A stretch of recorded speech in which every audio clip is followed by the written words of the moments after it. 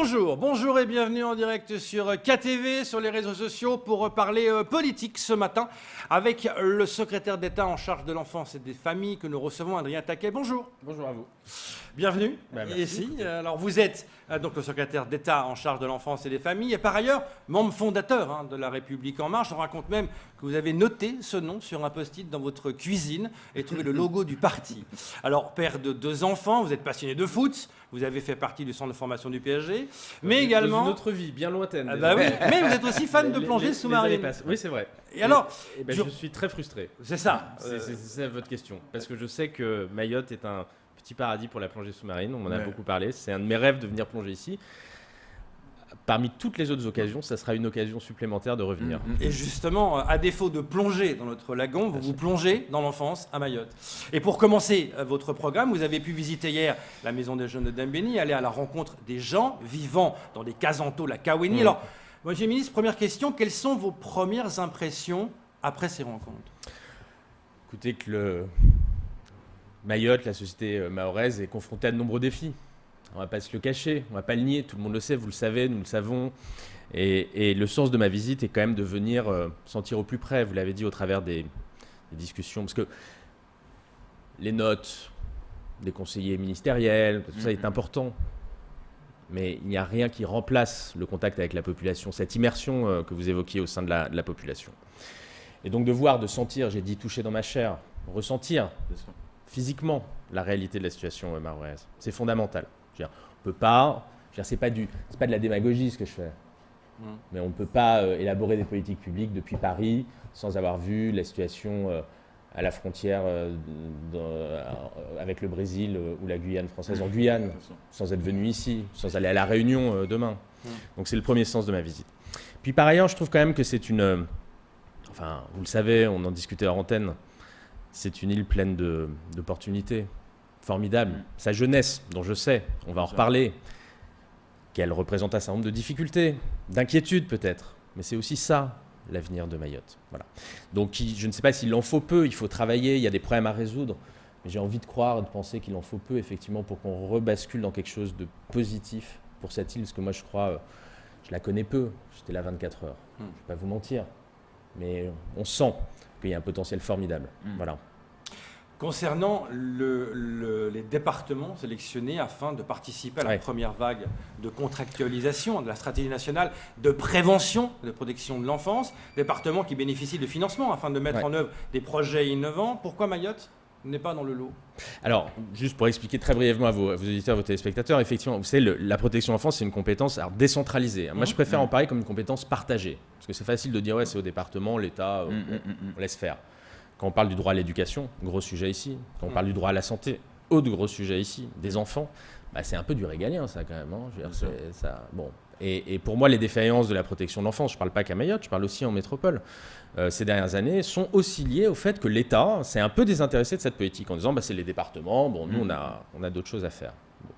Donc la nomination, la création pour la première fois dans l'histoire de la République d'un secrétariat d'État à la protection de l'enfance était déjà un signe fort d'un réengagement de l'État. Ça ne veut pas dire une recentralisation, ça ne veut pas dire une mise sous tutelle des départements sur ça, mais un réengagement, un réinvestissement de l'État. Je pense que c'est important. Dans ce cadre-là, notamment, effectivement, je propose au département de contractualiser, c'est-à-dire sur la base d'objectifs définis, de projets hyper concrets. Réinvestir dans la PMI, créer des dispositifs d'accueil des enfants handicapés de l'aide sociale à l'enfance. On ne sait pas bien les prendre en charge dans notre pays aujourd'hui. Donc ce sont des trucs très concrets que l'État mette de l'argent supplémentaire, qu'il n'est pas obligé de mettre, et en face, généralement, le département en met de la même façon. J'ai établi un certain nombre de critères, j'ai proposé à tous les départements, j'ai mis 80 millions d'euros sur la table la première année, 200 millions la deuxième, et ça sera plus de 300 millions l'année prochaine. J'ai proposé au département de contractualiser avec l'État. Je procède en 3 étapes pour ne pas saupoudrer, pour concentrer les moyens, donc 30 départements, puis 40, puis 30. J'ai proposé à l'ensemble des départements, près de 60 départements la première année se sont proposés à contractualiser avec l'État. J'en ai choisi 30, puis 40 que j'ai annoncé la semaine dernière. Mayotte ne s'est pas proposé, le conseil départemental n'a pas proposé de contractualiser, mais je ne doute pas que ça sera le cas l'année prochaine pour la dernière vague. Camar Bourra, une question à vous poser. Oui, justement, Monsieur le ministre, vous avez dit aller en contact, en tout cas vous rendre compte de vous-même, de la situation réelle sur le terrain. Vous avez sillonné d'ailleurs la France et vous avez soumis aux autorités, en tout cas, un rapport comportant 113 propositions.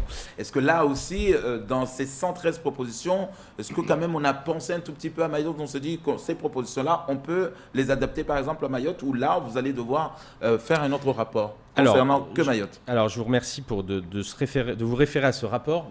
Là aussi, pour être clair pour vos auditeurs et vos téléspectateurs, c'est un rapport que j'ai produit quand j'étais député, parce que j'ai été élu en 2017, et qui portait sur le handicap. Il ne portait pas spécifiquement sur l'enfance. C'était un rapport qui visait à simplifier la vie des personnes handicapées dans notre pays.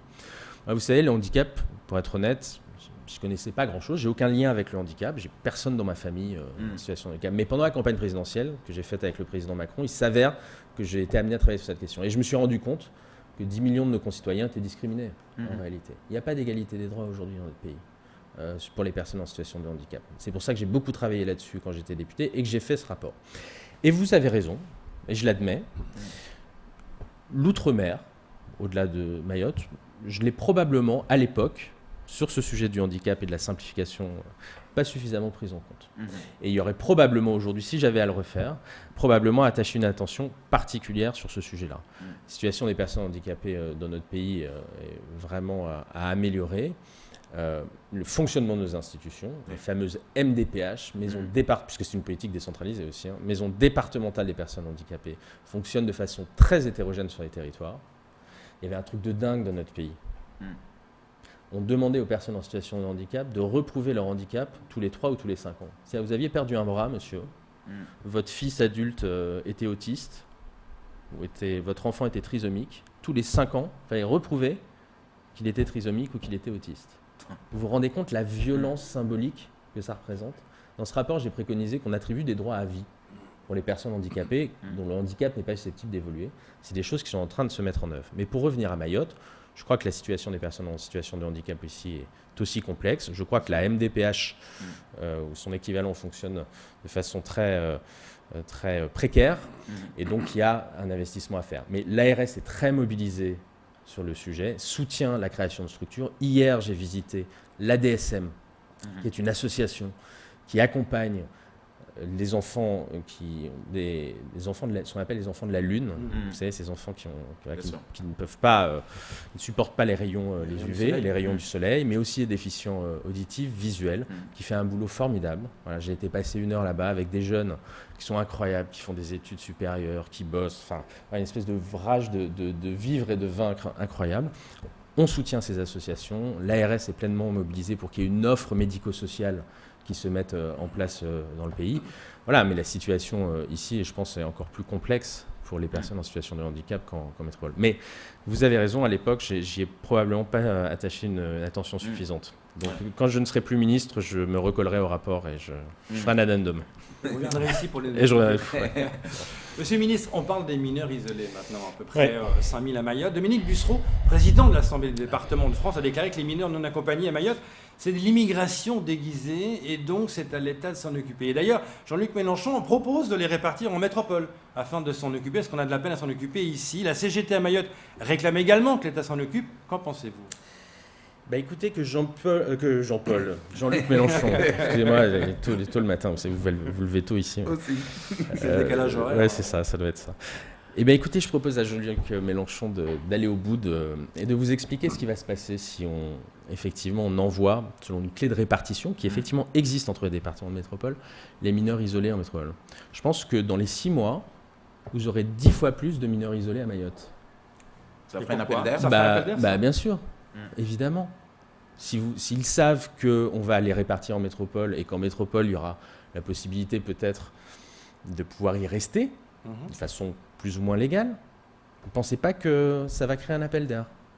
Je ne suis pas forcément très convaincu tout le temps par la théorie de l'appel d'air dont on entend parler depuis de nombreuses années sur les questions migratoires. Je parle de la métropole et je ne parle pas que des mineurs. Pour autant, là, je peux vous assurer que vous faites ça. Dans les 6 mois, vous avez 10 fois plus de mineurs isolés.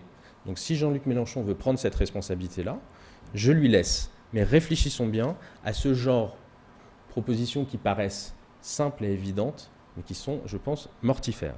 Voilà. Alors qu'est-ce qu'on fait concrètement? Alors, déjà, vous savez que la notion de misère... Alors, le discours de Dominique Bussereau, il le tient plus largement. Effectivement, il y a tout un débat en métropole, notamment sur la compétence de l'évaluation des mineurs. C'est ça une des problématiques auxquelles nous sommes confrontés. C'est quelque chose de compliqué d'évaluer la majorité d'un mineur. Est-ce qu'il a 16 ans, 17 ans, 18 ans, 19 ans? Et même le recours à des choses comme les tests osseux, qui sont quelque chose auquel on recourt parfois, ne vous permettent pas de garantir entre un gamin qui a 17 et un gamin qui a 19 ans. Rien ne vous permet d'avoir des certitudes. Et il y a un débat avec les départements en métropole pour savoir si c'est effectivement une compétence migratoire et que donc c'est l'État qui devrait l'assumer ou si c'est les départements qui doivent le faire, comme c'est le cas aujourd'hui. Mais indépendamment de ça, s'agissant plus concrètement de Mayotte. 4 à 5 000 mineurs isolés. Vous savez très bien que la notion d'isolement ici n'a pas le même sens qu'en métropole. Beaucoup des jeunes qui sont ici ont en réalité un référent adulte sur le territoire. Ce n'est pas forcément leur père, leur mère, mais il y a souvent quelqu'un de la famille. Et donc l'Observatoire des mineurs isolés estime qu'il y a plutôt 400 mineurs réellement isolés sur le territoire, que les autres ne le sont pas, ils ont un référent adulte. J'ai 300-400 mineurs isolés, nous devons les protéger et faire en sorte qu'ils soient pris en charge par le département, et c'est la politique qui est menée. Camarbois. Alors, monsieur le ministre, j'aime bien parce que j'ai suivi une vidéo, ça m'a fait rire. Vous dites vous m'inquiétez. sur les 1000 premiers jours, Ah ouais. vous dites c'est la base, les 1000 premiers jours de l'enfant, c'est la base fondamentale de l'éducation et de la responsabilité. À Mayotte, vous le savez sûrement, monsieur le ministre, que nous sommes la première maternité de France, Oui. avec 14 000 à peu près par an de naissance. Est-ce que vous pensez que là aussi, quand on regarde la précarité des familles, est-ce que les 1000 jours aujourd'hui, un dispositif pourrait être accompagné par la préfecture pour pouvoir en tout cas rester sur cette théorie? Derrière la théorie et derrière les choses très concrètes, dans ce programme 1000 jours que j'ai effectivement présenté, qui se fonde sur le travail d'un neuropsychiatre connu, Boris Cyrulnik, qui a mené un travail avec un certain nombre d'autres scientifiques, mandaté par le président de la République. C'est le président de la République qui est très attaché à cette idée des 1000 premiers jours. Les 1000 jours, ça va du 4e mois de la grossesse aux 2 ans de l'enfant. Là aussi, pour être bien clair, qu'est-ce qu'il y a derrière cette idée-là? Il y a l'idée de la prévention. Il y a l'idée que dans notre pays, cette période-là, c'est une période où se jouent beaucoup d'inégalités. Des inégalités en santé, des inégalités développementales, cognitives, sur le développement de l'enfant, et des inégalités sociales. Et il y a cette idée que dans notre pays, on est généralement assez bon pour soigner, on est moins bon pour prévenir. C'est moins notre culture, la prévention. Et l'idée, derrière les 1000 jours, c'est d'investir massivement sur la prévention, c'est-à-dire là où se créent les inégalités, sans attendre qu'elles se développent pour ensuite essayer de les réduire. Alors, c'est un projet ambitieux, long, nous sommes au début, nous commençons à en dresser les jalons, et il y a probablement effectivement des spécificités ici à Mayotte qui nécessiteront que nous intégrions dans la réflexion que nous avons et dans les mesures que nous prenons la réalité de la situation. Une des mesures phares, ce n'est pas la seule, on en a beaucoup parlé, et pour cause, c'est assez historique. Depuis 2002, ça n'avait pas bougé. Ça a été annoncé par le président de la République lui-même au sein d'une PMI. C'est l'allongement du congé paternité. Quelque chose qui n'existe pas, enfin la rémunération... Voilà. J'y allais venir d'ailleurs, parce que vous avez bien déclaré qu'en cas d'adoption, par exemple, vous souhaitez que la durée en tout cas de ce congé soit doublée. Sauf qu'à Mayotte, encore une fois, nous sommes les derniers de la liste parce que même les 28 jours qui ont été revus sur le territoire national, Mayotte, on en bénéficie. Il y a deux choses. Il y a l'adoption, effectivement, on augmente la durée du congé d'adoption par ailleurs parce que notamment la commission Cyrulnik a dit que les 10 semaines qui existent dans le droit ne sont pas suffisantes pour créer le lien d'attachement dans un contexte un peu particulier qui est celui de l'adoption, qui est quelque chose de merveilleux. Mais effectivement, le congé paternité, nous le passons de 14 à 28 jours, rémunéré par l'assurance maladie. Effectivement, à Mayotte, pour l'instant, il n'est pas encore mis en place. Et on ne va pas le mettre en place du jour au lendemain. On ne va pas passer de 0 à 28 jours. Mais vous le savez, il y a toute une stratégie et un chemin de convergence sociale, notamment, sur un certain nombre de prestations, qui est en cours. Les députés, les sénateurs sont en train de discuter et de voter en ce moment le projet de loi de finances de la sécurité sociale, le budget de la Sécu, dans lequel il y a un amendement qui va permettre au gouvernement de dresser le chemin et de prendre un certain nombre de dispositions pour faire converger un certain nombre de prestations, notamment à Mayotte, par rapport à la métropole. Notamment sur la question du congé, paternité, qui progressivement, 2021 ou 2022, j'ai un doute, je pense que c'est 2022, va progressivement être mise en place sur le territoire. Donc oui, nous dressons le chemin de la convergence sur un certain nombre de choses. Je pense qu'il faut là aussi faire attention à ne pas adopter des dispositions et des mesures simples du jour au lendemain. Vous savez, l'enfer est pavé de bonnes intentions, comme dit le bon sens populaire. Et je pense que ce qui est important, c'est de donner aux Mahorais, à la population et aux élus, une perspective de la visibilité, de la lisibilité sur le chemin que l'on emprunte. Voilà. Et c'est ce que nous sommes en train de faire sur un certain nombre de sujets de cette nature-là. Juste après votre venue ici, vous irez à la rencontre des agents de la CRIP, dénommée cellule basse maltraitante. Alors, dans votre plan de lutte contre les violences faites aux enfants du gouvernement, il y a notamment le renforcement des moyens du 119, le numéro d'appel pour l'enfance en danger. Mais, monsieur le ministre, comment faire parler les enfants quand il y a violence? Le silence des victimes, comment on peut pallier à ça? C'est le cœur du sujet. C'est le cœur du sujet. La question de la parole de l'enfant. 80% des violences faites aux enfants ont lieu dans un cercle familial.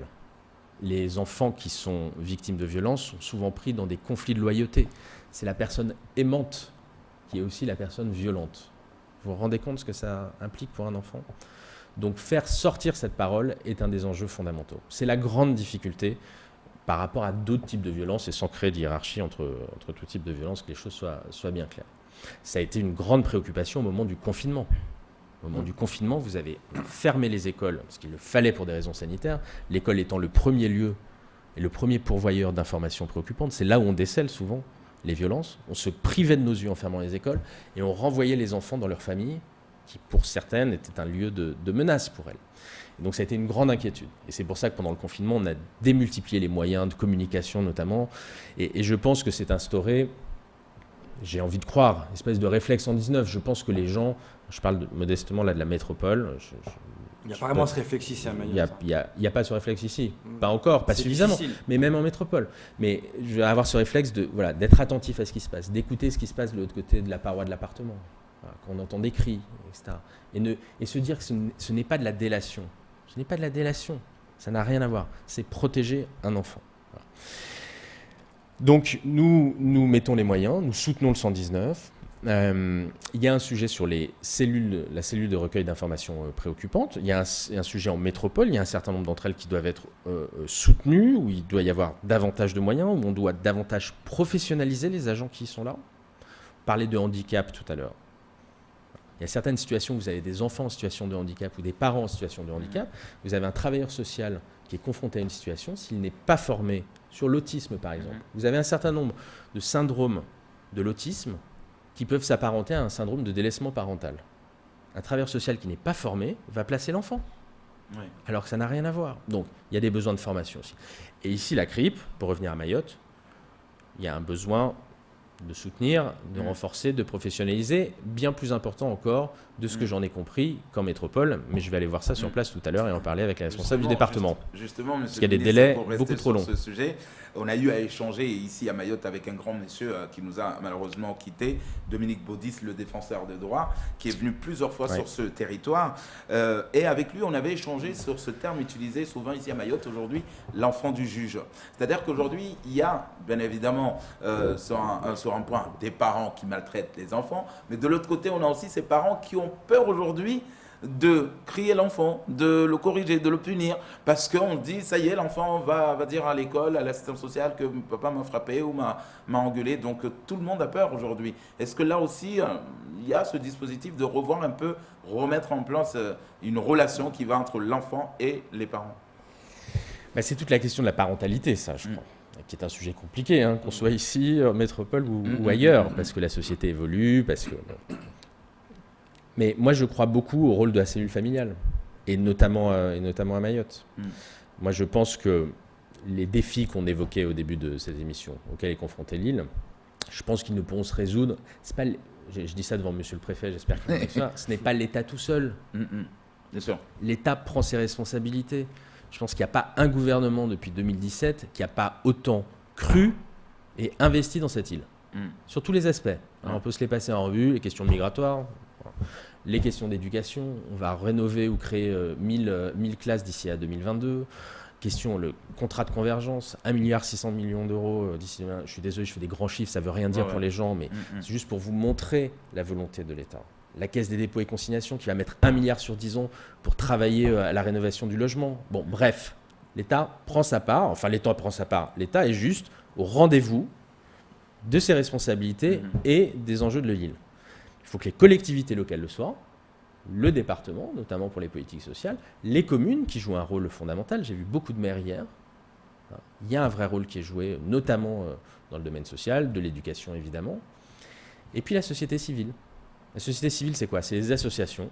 Il y a un terreau et un dynamisme associatif formidable qu'il faut soutenir, que l'on soutient, et je ferai des annonces dans la journée à ce sujet-là, qui se professionnalisent et qu'il faut accompagner dans cette voie-là, parce que c'est nécessaire. Et puis, il y a la famille et la cellule familiale.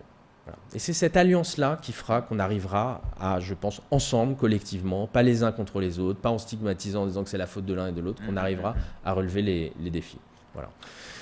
Mais, si je peux me permettre sur la question des violences, nous sommes en 2020, c'était en juillet 2018, sauf erreur, le Parlement a voté l'interdiction de ce qu'on appelle les violences éducatives ordinaires.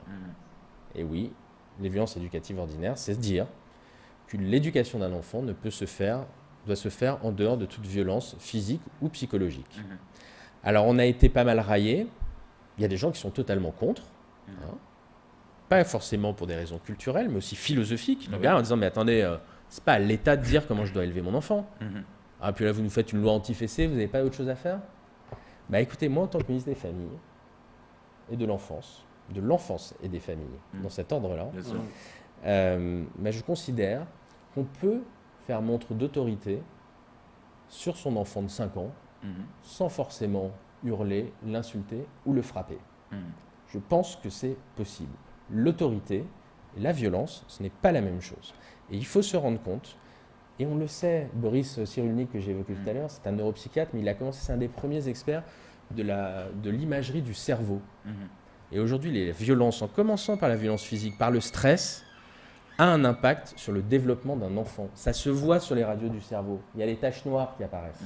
Bon, ce que je veux dire par là, c'est qu'il faut avoir conscience que l'enfant est sensible à ces formes de violence. Qu'un enfant, ça imprime tout.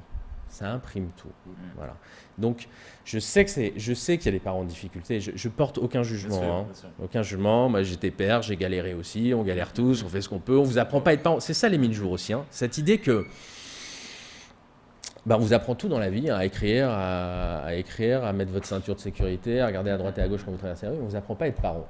Bon, vous allez me dire, on est parents depuis tout temps, on nous a jamais appris, on est là, vous, moi, nous, c'est qu'on a dû pas trop mal se démerder, parce qu'on est là, quoi. Et vous en avez 2. Mais toujours, et j'en ai 2, et 2 garçons. mais ce que je veux dire par là, c'est que les parents sont probablement plus en difficulté aujourd'hui qu'hier. Voilà, parce que la société évolue, parce qu'il y a les écrans, parce qu'il y a la vie, l'articulation entre la vie personnelle et professionnelle est plus compliquée qu'avant. Et donc, dans l'histoire des 1000 jours, dans ce projet, il y a l'idée d'accompagner les parents face à ça, parce que les parents sont en difficulté. Donc, je ne porte pas de jugement. L'idée, c'est vraiment de les accompagner dans la parentalité, de leur donner des repères, sans être normatif, sans dire c'est bien, c'est mal, mais en donnant des repères, notamment sur cette question des violences. Il faut que les gens prennent conscience que ça a un impact sur le développement de leur enfant. Voilà. Monsieur le ministre, on parlera encore des heures avec vous. Ouais, je suis désolé. C'est passionnant, mais là, on a un message et il faut partir. Il faut partir. Mais c'est vrai que moi aussi j'ai un programme. Il y a pas que c'est chargé, et pas de plongée. Mais vous reviendrez avec plaisir sur ce plateau. Avec grand plaisir. Merci beaucoup d'être venu. Merci à vous. C'est tout pour ce temps de parole.